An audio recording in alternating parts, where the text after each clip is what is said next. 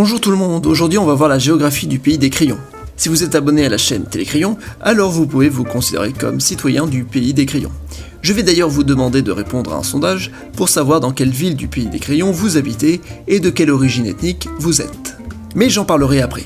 Commençons par la géographie administrative. Le pays des crayons, appelé aussi fédération de je sais pas quoi, est divisé en 8 provinces.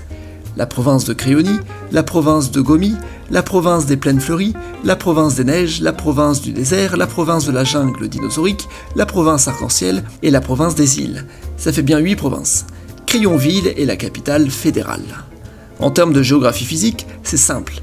Ici on trouve du désert, ici de la jungle, ici de la savane, là des montagnes et le reste des prairies. Il existe plusieurs peuples dans ce pays, je vais en énumérer quelques-uns. Les affaires scolaires, que ce soit des crayons, des feutres, des gommes et j'en passe, ils sont originaires de la Crayogny et la Gomi, mais aujourd'hui on trouve des communautés un peu partout dans le pays.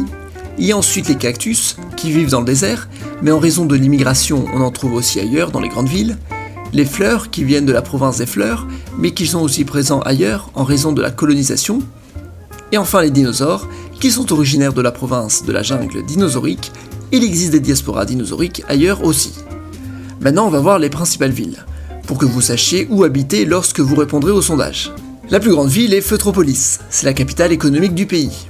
On y trouve la bourse, les sièges des grandes entreprises, dont Télécrayon, la plus grande chaîne de télé. À Feutropolis, les habitants sont majoritairement des affaires scolaires, feutres, crayons, gommes, etc. Mais il y a de grandes communautés étrangères, telles que les cactus, les fleurs, les dinosaures. C'est une ville très cosmopolite. La deuxième ville du pays est Dinocité, la ville des dinosaures. C'est une ville très agitée, pauvre, avec un taux de criminalité élevé.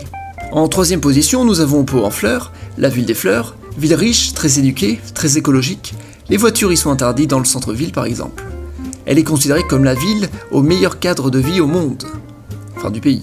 En quatrième position, il y a Crayonville, la capitale fédérale, une ville sans âme avec l'université fédérale, les instances gouvernementales, une ville assez ennuyeuse dans le fond. En cinquième, Nuage-Gomme, la ville des gommes, 90% de la population sont des gommes. C'est une ville où la voiture est reine, c'est une ville très libérale, très dynamique, riche. Les gens aiment son atmosphère qui valorise la créativité et le travail. En sixième position, il y a Port-Glaçon, la ville de la neige. Il neige toute l'année, il fait froid, mais il y a des souterrains à air conditionné qui donnent la sensation qu'il n'y a plus d'hiver ni d'été. En septième position, nous avons Métro-Hocher, la ville des jouets, une ville moderne peuplée par des crayoniens colons. Ensuite, les villes suivantes sont Fort-Automne, une ville peuplée par des fleurs et des dinosaures qui cohabitent. Fantauville, la ville du ski et des fantômes, au sommet de la montagne. Pinceau-sur-Mer, une station balnéaire fondée par les crayoniens. La Citadelle Cactus, la plus grande ville du désert. La Côte des Craies, une agglomération balnéaire peuplée par des gommes. Rivière Bleue, la ville des dinosaures ninja. La Forteresse en Crière, une petite ville médiévale dans la forêt. Cap Bubule, une ville sous l'eau. Et Peau Perdue, une ville remplie de casinos construits dans le désert. Voilà, j'ai fait à peu près le tour. Maintenant, regardons quelques cartes thématiques. Commençons par cette première carte, celle du niveau de richesse. On peut remarquer que la ville la plus riche par habitant est Port-Glaçon. En général, les régions pauvres sont là où vivent les cactus et les dinosaures. Carte suivante, un peu de politique, voici le résultat aux dernières élections générales. En fait, le parti Crayon a gagné les élections, car les circonscriptions sont conçues pour que les crayoniens soient majoritaires dans une majorité de circonscriptions. C'est plutôt pratique. C'est pourquoi le parti Crayon gagne toujours les élections. Les deux autres grands partis sont le parti Fleurs et le parti Dinosaure. Maintenant qu'on a vu tout ça, on peut passer aux grands axes. Rien de bien passionnant à vrai dire. Voici les autoroutes. L'autoroute des Crayons est l'autoroute la plus fréquentée. Voici les principaux aéroports. L'aéroport de Feutropolis est le principal aéroport du pays. C'est un aéroport international.